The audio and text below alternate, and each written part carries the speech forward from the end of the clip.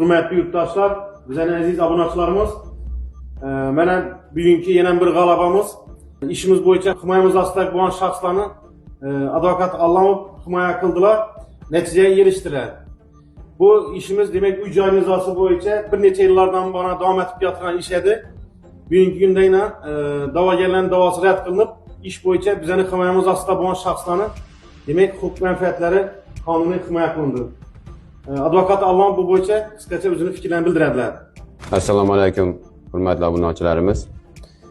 2000 yıldan beri uy joyini satıp aptırıp, lekin özünün namıga rəsmiləşdirməyən Qara Şəripov və onun turmuş ortağı 26 yıl davamında yaşap gelgen, ailesi bilen birlikte yaşap gelgen turar joyundan çıkarış doğrusunda fuqaralıq işleri boyunca Ürgənc Tumanları Suduna tərəflər tomonidan ərizə verilgen.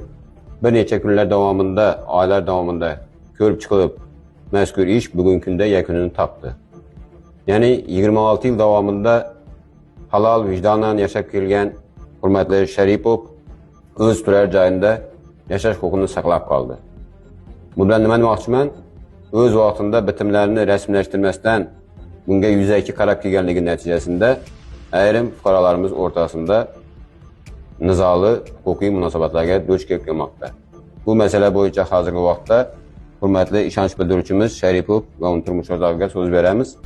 Hakikaten 2000 yılda satıp aldık ve joyini resmileştirmeye yürüdük.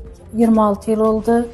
Şimdi şu davagerler joyini alıp koymakçı bulup hakikat var eken adalet karar taptı.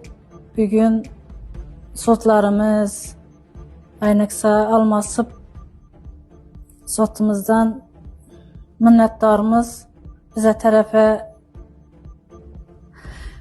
karar kabul kıldı.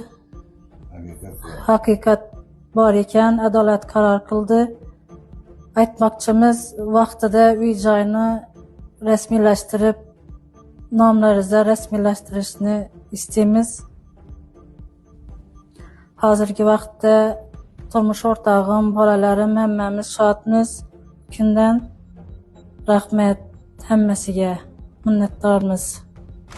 Fürsətdən faydalanıb bugünkü gündə Ürgənc Tumanları Fuqaralıq İşləri boyunca Sudunun cəmasına öz minnətdarlığımı bildirəmən, özüm və himayəsimdəki bolğan şəxslər namından.